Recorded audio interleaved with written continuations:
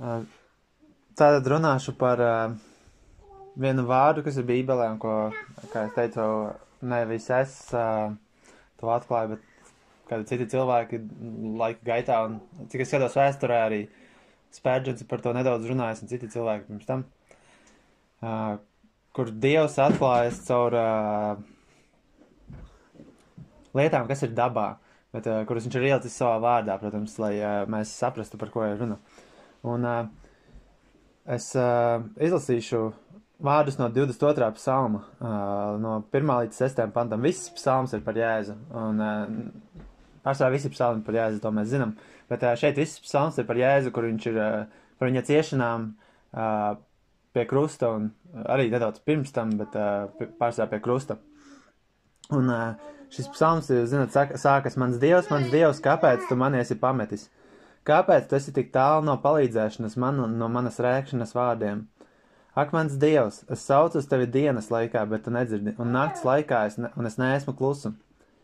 Bet tu esi svēts, ak tu, kas iemanto Izraēla slavas. Mūsu tēvi paļāvās uz tevi, tie paļāvās, un tu tos izpestīji.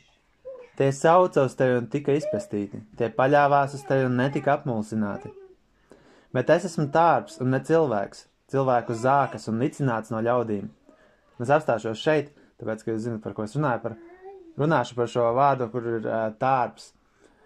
Un šis ir psalms, kuru Jēzus, kad viņš bija pie krusta, kur viņš tīšām sauca šo psalmu.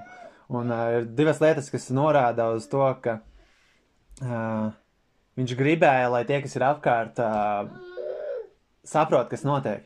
Cik es saprotu, tad viņiem bija paraža jūdu mācītājiem, jeb rabīnas, viņu sauca par rabīniem, viņiem bija paraža, ka viņi sinagogās vai citās vietās, kur notiek Dieva vārdu lasīšana, viņi skaļi nolasa pirmo pantu psalmam, un visi zina, par ko ir psalms, un visi zina, kas tālāk sekos. Un Jēzus kā mācītājs, kā rabīns, viņš pie krusta nolasīja šo pirmo pantu, viņam nevajadzēja lasīt visu psalmu, jo tie, kas zināja, jo ebrejiem bija jāzina, vecā darība un liela daļa zināja, viņiem bija jāzina, par ko ir runa. Tad viņš nolasīja pirmo pantu, un viņiem uzreiz, līdzīgi kā mums, kad mēs sakam svētlaimīgs ir cilvēks, kas nesteigā bezdevīgo padomā, mēs uzreiz tā kā zinām turpinājumu. Mums, ja kāds nosauc pirmos pantu, mēs zinām, kas seko tālāk. Un viņš nosauca, un otra lieta, kas uz to norāda, ir, ka viņš to nosauca, ka tas ir pierakstīts ebreju valodā. Tas nozīmē, ka viņš gribēja, lai viņa tautieši zina, par ko runa. Jo šis psalms norāda tieši uz viņu. Un arī mūsdienās, kad ir tie rabīni, kuri netic Dievam, principā, kuri netic Jēzum, viņi zina, ka šis psalms ir par pestītāju, kurš viņu domām nāks. Un viņi zina arī, ka tās lietas, kas tur ir aprakstītas par viņu raksturos. Viena no tām lietām, kas te ir rakstīts, ka ir tārps. Un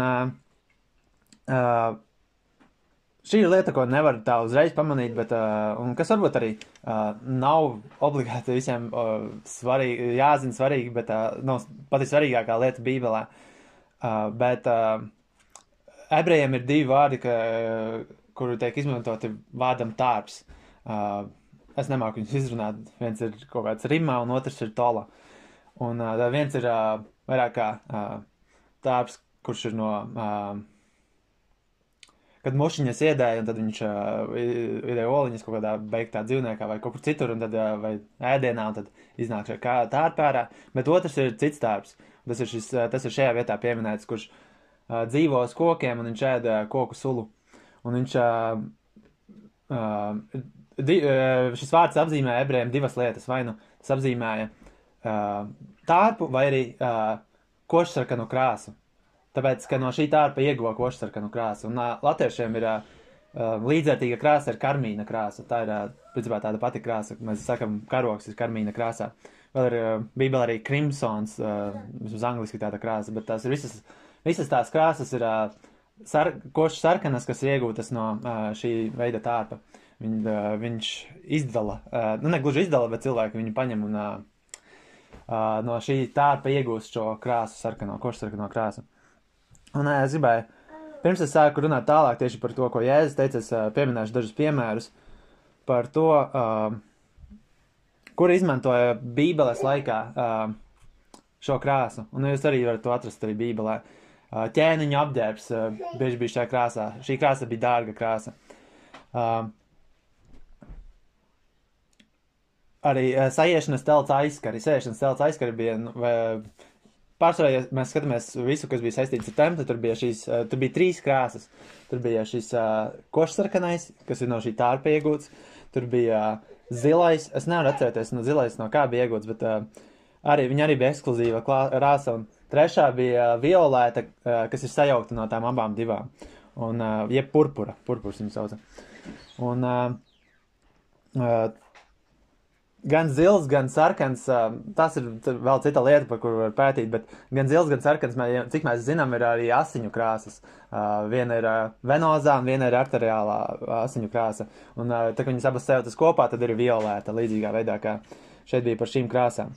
Un tur par šīm lietām var daudz arī skatīties saistībā ar to priekškaru, kurš bija šajās dažādās krāsās un kad viņš pārplīs uz pusēm. Un arī augstā priestera tērpā bija šīs krāsas, arī viņa mantijā. Spitālīgo šķīstīšanai tika izmantot šī košsarkanā krāsa, spitālīgo namu šķīstīšanai, Rahabai, tai maukai, kura bija Jērikā, viņai bija košsarkanas virve logā. Un arī interesantākā lieta ir, ka Jēzus pirms nāves, viņš tika ietērpts košsarkanā mantijā tie cilvēki, kas viņu izmēdīja, viņu ietērpa, lai parādītu, ka viņš ir ķēniņš. Bet es domāju, ka varbūt viņi vēl kaut ko parādīja.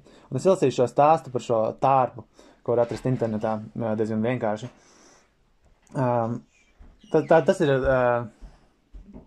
pasaulē ļoti daudz dažādu tārpu. Dievs ir uztaisījis ka tārpi ēd ļoti dažādas lietas. Un šis tārps ēd koku sulu. Bet viņam ir interesants dzīvesveids, jo pārsvarā visi tārpi vairojas nedaudz citādāk, bet šeit ir tā, ka tārpa mātīte dēja olas tikai vienreiz mūžā. Un es izlasīšu, kā tas notiek. Kad viņa ir gatava dēt olas, kas notiek tikai vienu reizi viņas dzīvē, viņa uzkāpj kokā vai žogā un sevi piestiprina pie tā. Visvairāk viņa patīk tīpaši kaut kāds ozola veids, kurš arī atrodas tieši Izrēlā. Kad tārpa ķermenis ir piestiprināts pie koka, veidojas ciets šīs krimzona krāsas, jeb karmīna krāsas apvalks. Apvalks ir tik ciets un tik ļoti piestiprināts pie koka, ka to var noņemt tikai saplēšot tārpa ķermeni un nogalinot tārpu. Zem savas aizsargčaulas šis, es viņu var saukt par košsarkano tārpu vai krimzona tārpu, izdēja olas zem sava ķermeņa. Kad kāpuri izšķiļās, tie paliek zem viņas aizsargājoša apvalka un 3 dienas barojas ar tārpa mātes dzīvo ķermeni. Mātes ķermenis ne tikai aizsargā mazaļus, bet arī nodrošina tos ar pārtiku. Mazaļi tātad barojas no mātes dzīvā ķermeņa. Tad tārpa māte nomirst un no viņas ķermeņa izdalās šī košsarkanā krāsa, kas notraipa gan koku, pie kura viņai pieķērusies, gan viņas mazaļus. Un viņa visu mūžu tāpēc paliek šajā krāsā.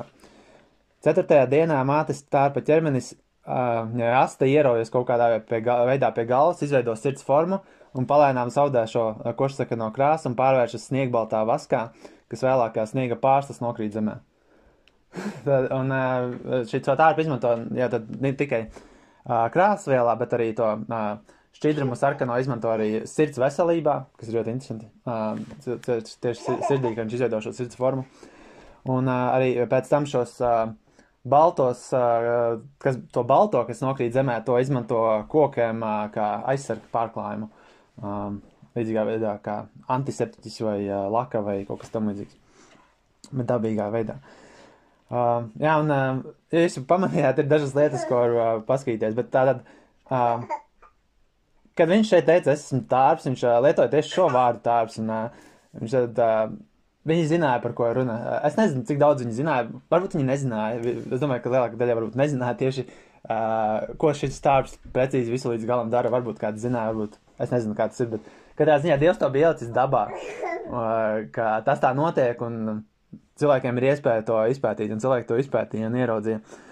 Un tad pirmā lieta, ko mēs varam redzēt, ka šis tārps labprātīgi uzkāpj kokā un pieķeras tam. Un līdzīgā veidā, kā Jēzus, viņš netika piespiests mirt, viņš pats labprātīgi nomira.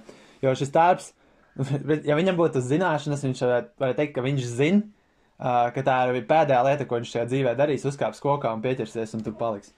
Tā ir pēdējā lieta, ko viņš izdarīs. Un es nesen tieši pētīju, ja netīšām uzgāju, tā kā iemestiem, kāpēc Jēzum vajadzēja mirt pie krusta. Un te bija vairāki. Kāpēc viņam vajadzēja mirt tieši tādā nāvē?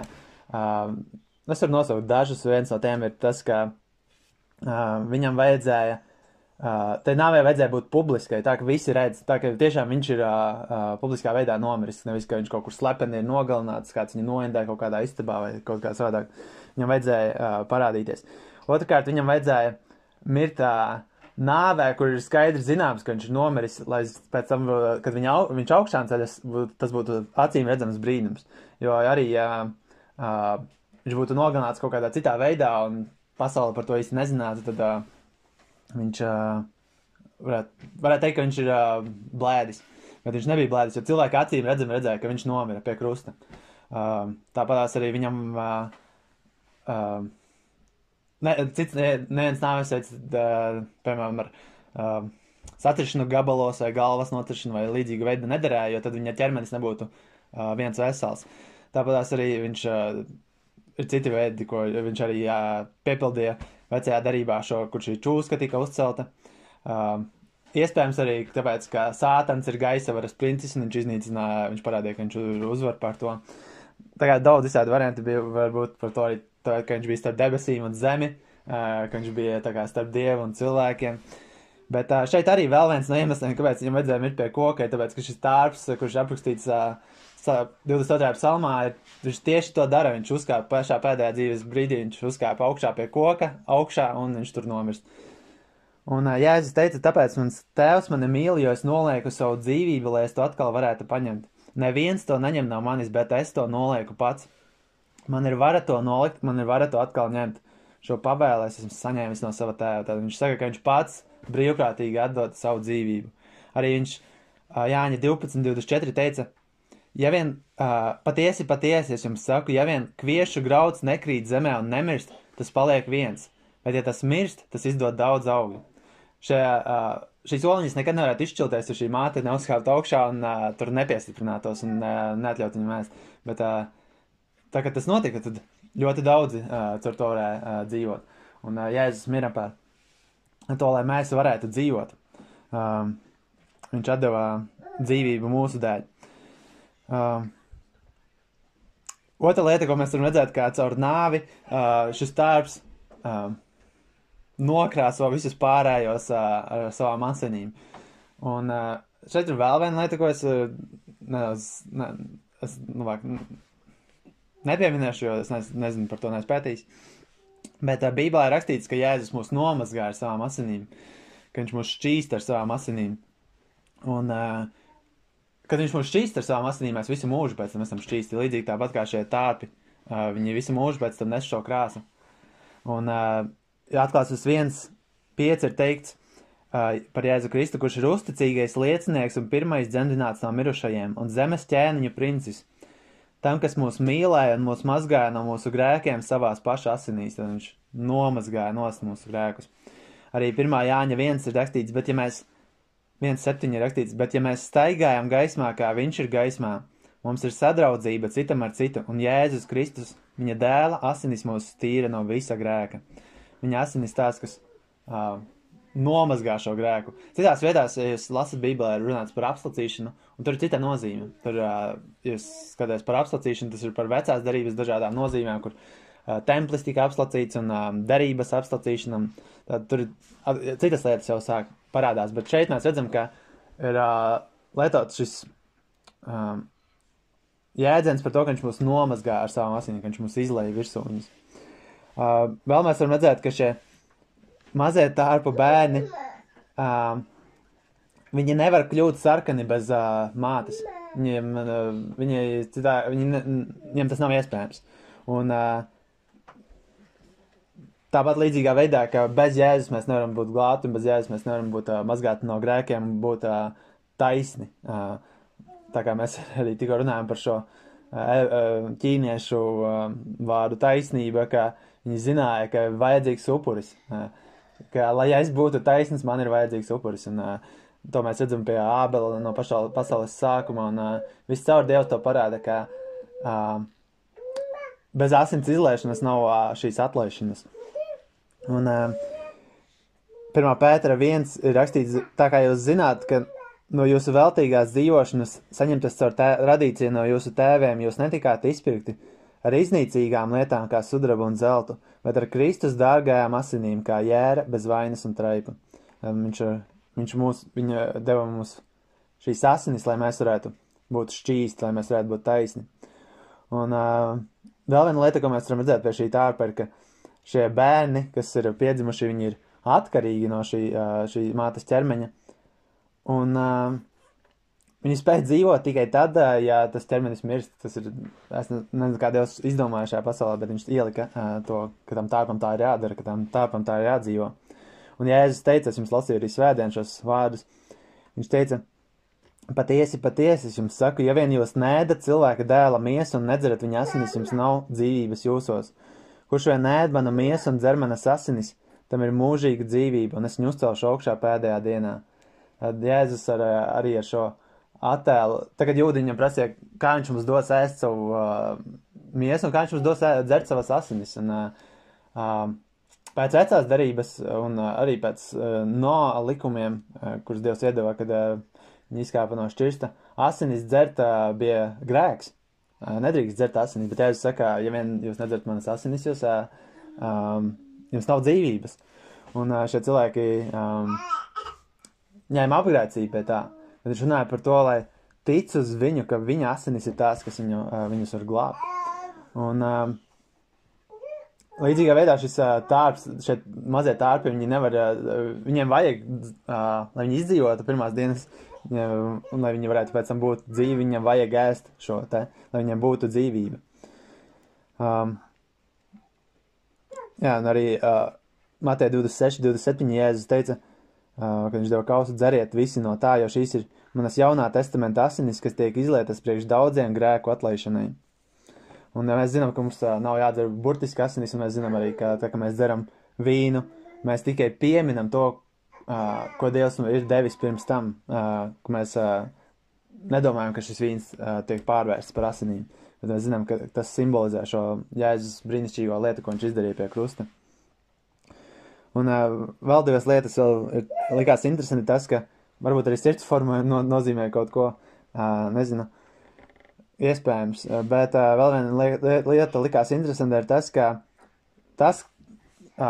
šis sarkanais tārps, viņš pēc brīža paliek balts, kas ir neiespējami, jo tā kā mēs skatāmies kaut ko, mēs nevaram neko padarīt sarkanu par baltu, mēs varam uzkrāsot pa virsmu krāsu, bet mēs nevaram paņemt kaut ko, kas ir sarkans un pārtaisīt viņu par baltu. Mūsos nav tādas spējas. Mēs varam aizklāt, mēs varam uzlīmēt, pārkrāsot, bet Dievs pārtaisa par baltu. Un Iesies 1. nodaļā viņš teica, nāciet, apspriedīsimies kopā, saka tas kungs, kaut arī jūsu grēki būtu košsarkani, tie būs balti kā sniegs, kaut arī tie būtu sarkani kā karmīns, tie būs kā vilna. Un šeit ir šis vārds, šis karmīns, ir šis vārds, kas raksturo šo tārpu, un viņš arī parāda, ka šis tārps paliek no sarkana par baltu, un viņš saka, kaut arī jūsu grēki būtu tādi, un mūsu grēki ir tādi, mūsu grēki ir sarkani, mūsu grēki, protams, viņi nav fiziskā veidā sarkani, bet viņi ir nešķīsti, kā Dievs arī teica par šo taisnību izrēlēšana, ka visa viņa taisnība ir kā nešķīsta drēbe, kā nešķīsts audums, kurš ir ar asinīm samaitāts. Bet tad Dievs parāda šo attēlu, ka tas paliek balts. Un tā kā Dievs nomazgā grēcinieku, tad viņš paliek balts, un viņš vairs nav sarkans. Un tas ir milzīgs brīnums, un viņš to parāda arī caur šo tārpu, ko mēs dabā varam novērot. Un pēdējā lieta, kas arī man likās interesanti, ir, ka viņš ne tikai paliek balts, un viņš tur tā stāv, bet viņš tā kā pārsliņām nodalās un nokrīt zemē. Līdzīgā veidā, kas ar cilvēkiem ar to saistās, ir manna, kura nāca no debesīm, kur Jēzus arī teica par šo maizi, kuru viņš dos pasaulē, ka tas ir viņš, kurš ir šī pasaules dzīvība. Un mums, mēs zinām, ka tas ir manna, kurš ir Dieva vārds, ka tas ir mūsu ikdienas ēdiens, kuru mēs ēdam. Un es domāju, varbūt vēl kaut ko var atrast tajā, un mēs nezinām visas lietas līdz galam. Es tikai atradu to, ko es atradu. Es redzēju, viens cilvēks bija sarakstījis veselu grāmatu par to, viņš teica, ka viņš nav sarakstījis sarežģītā valodā, bet es neesmu nopircis to grāmatu, es nezinu, kas tur ir, bet tad viņš daudzas reizes ir pētījis to, viņš ir bijis Izrēlā un tur runājis ar tiem rabīniem, viņš ir pētījis to tārpu un visu kaut ko. Viņš tā kā ļoti daudz ir to izpētījis un ļoti daudz informācijas. Bet kā mēs arī teicām, šajā dabā ir, es domāju, ļoti daudz tādas lietas, piemēram, taurenis un daudzas citas lietas raksturo to, ko Dievs ir radījis. Taurenis kā augšām celšanās, kur arī līdzīgā veidā cits tārps varbūt nomirst un negluži nomirst, bet viņš iekuņojas un tad viņš pēc tam augšām ceļas mūžīgā dzīvē un viņš lido. Pirms tam viņš bija staigā pa zemi, bet pēc tam viņš var lidot. Un jā, tā, tas nedaudz par šo tārpu, un Bībelē ir vairākās vietās tieši šis tārps arī minēts, un šis pats tārps ir arī minēts tajā vietā, kur ir teikts par tiem, kas noraida Dievu, tiem, kas nicina Dievu, un ka viņi tiks mocīti, un tur ir teikts, ka kura ķermenis nemirst, kura tārps nemirst, un kur uguns netiek dzēsta. Un arī Jēzus atkārtoja vairākas reizes jaunajā derībā šo raksturvietu, ka viņš teica, ka labāk nocirst vienu locekli, nekā ka tev viss ķermenis un visa dvēsele iet bojā tur, un vai arī nonāk ellē, vai nonāk mūžīgajā ugunī, kur viņš saka, kur tārps nemirst un kur uguns netiek dzēsta.